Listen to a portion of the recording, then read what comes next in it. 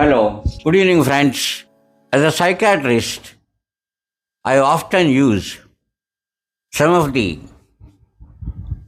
quotations and phrases which we encounter in our ancient epics like Mahabharata, Ramayana, and Bhagavata. I use it as a psychotherapeutic tool. I use it for counseling techniques. I tell the patients who are in mental distress that God does not want anything from us. He does not want our wealth. He does not want our gold or silver or any material possessions. Many of us are inquisitive. We are eager. We are curious to know that if we provide our wealth, our golden articles, our home, our residential properties, etc., to God, or they offer scarf hair also at Tirupati. Does God want all these things, my friends? The answer perhaps is an emphatic no. Almighty, call him by any name. Call him as Lord Rama, Lord Venkateshwara, or Allah Ta'ala, or Jesus. He does not want any material possessions from human beings. We, ordinary mortals, have an erroneous feeling that if we offer wealth to the God, He will fulfill our requirements, our ambitions, our desires, etc. No, it does not happen like that at all. All of us, or at least many of us, are aware of the fact that sage Vyasa wrote about 18 Puranas. He first wrote 17 Puranas. Who was sage Vyasa? He was the one who gave us Vedas, Rig Veda, Yajurveda, Atharvaveda, etc. He only classified Vedas into four subdivisions. Was he a Brahmin? Yes, his father was a Brahmin. What about his mother? My friends, to your dismay, your surprise, your astonishment, sage Vyasa's mother was a fisherwoman, Ambigaru. Sage Vyasa, she was born to an Ambiga woman, a fisherwoman, but he wrote 18 Puranas. After writing 17 Puranas, sage Narada was somehow not happy at all. He was in distress. He was in peril. He kept on moving. Ultimately, he approached sage Vyasa and said, Lord Vyasa, you have written 17 Puranas. We are not happy at all. So is the mankind. Please write something, some Purana, which will dwell into the minds of all the people in the world. At that time, sage Vyasa wrote what is called as Bhagavata. There is a saying in Sanskrit that if you want to examine, if you want to test the knowledge, the wisdom of a Pandit, of a Vidwansa, you ask him questions about Bhagavata. If you can answer questions of Bhagavata, perhaps he is the Pandita or Vidwansa in the ultimatum. What does God want exactly from us? The story behind this. I keep on repeatedly saying that He does not require our material possessions. He does not require money, wealth, etc. Patram, Pushpam, Phalam, Toyam. He wants only these three things. Any sort of an offering which is offered to God with lot of devotion, love, and bhakti, that's enough for Lord to grant us, to fulfill our wishes. Patram. What does Patram mean? It's a leaf. Draupadi had Akshaya Patra. All the food was cleared from Akshaya Patra. Nothing was left. There came, say, Durvasa and his disciples. Durvasa said, Draupadi, I am very hungry. So is my entire clan of disciples. I want food. Draupadi was embarrassed. Akshaya Patra was empty. There was only a single grain of rice left in the Akshaya Patra. She remembered and prayed to Lord Krishna. Lord Krishna appeared and he came and he quenched the thirst and hunger of all the people who were gathered over there. Sage Durvasa and his disciples. This is Patram, offering of a leaf to Lord Krishna. Akshaya Patra became full and all the hunger of all the people who had gathered over there, that was quenched. Patram, Pushpam. You must have heard about what is called as Gajendra Moksha. Gajendra means an elephant. An elephant was in distress. It was in that Sarovara. It was caught by a crocodile. What did the elephant do? The crocodile was almost in a position to devour, to swallow the entire elephant. Elephant did nothing, but the elephant prayed to Lord by offering only one kamala hook, one flower, pushpam. The elephant offered a pushpam to the Lord. Lord came and released the elephant from the clutches of crocodile. So, Patram, Pushpam, Phalam. You must have heard the story of Shabri. Shabri was belonging to the lowest of the castes. She was belonging to scheduled caste. But Lord does not distinguish at all whether it is an upper caste or a lower caste. When Lord Ramchandra came, Shabri offered him apples. And Lord Ramachandra fulfilled all their desires, all their wishes.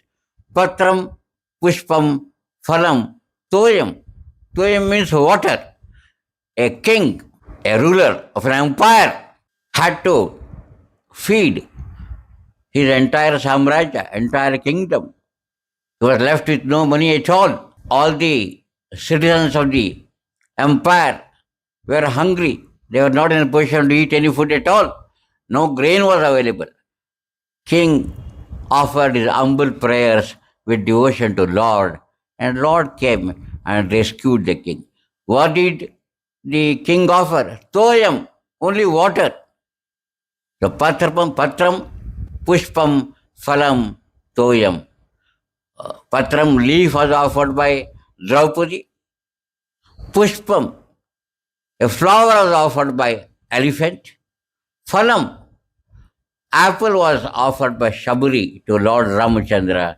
Toyam, water was offered by the king to the Lord. Oh, that is how Lord actually helps the person who is in utter distress. He does not want your material possessions. He does not want any money. This I use, my friends, as a tool for a psychotherapeutic intervention in persons who come to me great mental distress. They are depressed. They are harboring suicidal ideations. They want to end their lives. Such examples from our epics, they drive this depressive mood from many a patient, many a person. So patram, pushpam, phalam, toyam, yome, bhaktya, prayachati, Lord says in Bhagavata. If you offer these things, it is enough for me. I do not want anything more at all. You must have heard the story of Hiranyakashipu also. Hiranyakashipu was a devil. He was a demon. But he did a great penance. He did a great penance to please Brahma. Brahma appeared in front of Hiranyakashipu. Hiranyakashipu wanted to become an emperor, a ruler. And he wanted that none else should rule the empire, should rule the country, and he should not be conquered. He should not be beaten by anybody else. With his great penance, Brahma appeared and asked him, you asked Hiranyakashipu, whatever vara or whatever things you want to aspire for, I will grant you. I will grant your wishes. What did Hiranyakashipu say? My Lord, I must be eternal in this life. I must not be killed by animals or by human beings. I must not die either in daytime or night time. I must not be killed by means of weapons or human beings or animals. I should not die on the earth or on the sky. This was the wish which Hiranyakashipu prayed to Lord Brahma. Brahma, of course, immediately said, Tathastu, I will grant all your wishes because of a great penance. But ultimately, Brahma, Lord Vishnu, knew how to kill this evil or wicked demon. Hiranyakashipu was almost thundering with lot of ego, lot of pride, etc. Shakespeare, in his Hamlet drama, has written, I quote, "Pride has to fall," unquote. So Hiranyakashipu was so egoistic, my friends, that he said, nobody can kill me at all. I will rule this country for years together. I will be immortal. He wanted his son Prahlada to worship him and not worship Lord Vishnu. On the contrary, Prahlada was a great admirer of Lord Vishnu. He said, come whatever may, I will not follow your footsteps, Hiranyakashipu. You may be my father, but the great Lord is the father of all of us. So did believe Prahlada. Hiranyakashipu wanted Prahlada not to obey the Lord, not to be a disciple of Lord, but to be a disciple of Hiranyakashipu himself. Prahlada never listened to him. He said, Lord is supreme, Lord Vishnu is supreme, he can control everybody. Hiranyakashipu became very wild. He became very angry with Prahlada's demeanor, with Prahlada's thinking, with Prahlada's behavioral pattern. Then he took a weapon and asked Prahlada, where is your God? Prahlada said, God is everywhere. Is he here? Yes, he is there. Is he there? Yes, he is there. Is he in this pillar? Prahlada said very humbly, yes, Father, Lord is in this pillar also. Then Hiranyakashipu said, if Lord is there in this pillar, let me see how he will protect you. I want to kill you. Before that, I will give a big bang to this pillar and see if what happens to you. He hit the pillar in a big bang, and lo, who came out? There occurred Narasimha Avatara. Lord Narasimha came. His head was that of a lion, body was that of a human being. So neither he was a human being nor he was an animal. Initially, Lord Narasimha allowed Hiranyakashipu to fight with him. Why? Because Lord wanted that sunset should occur. What was the wish of Hiranyakashipu? He should not die either in the daytime or in the night time. He should not be killed by an animal or by a human being. He should not be killed either inside the house or outside the house. He should not be killed by any weapons. So what did Lord do? He waited till sunset. At sunset, he pulled Hiranyakashipu with his hands to the doorstep, at the threshold, at the entrance, and put Hiranyakashipu on his lap, and then with his fingernails he tore apart the stomach, the abdomen of Hiranyakashipu. And that's how Hiranyakashipu ultimately died. The Lord fulfilled his wishes of Hiranyakashipu. He did not die in the daytime or in the night time.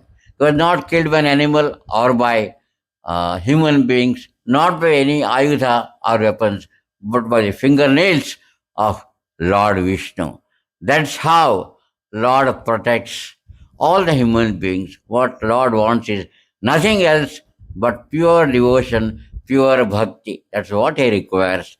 When I cite this example to my patients who come in great mental distress, they get a lot of relief, my friends. You can try this also on your friends who are in, distress, who are in catastrophic condition, etc. also. Lord protects.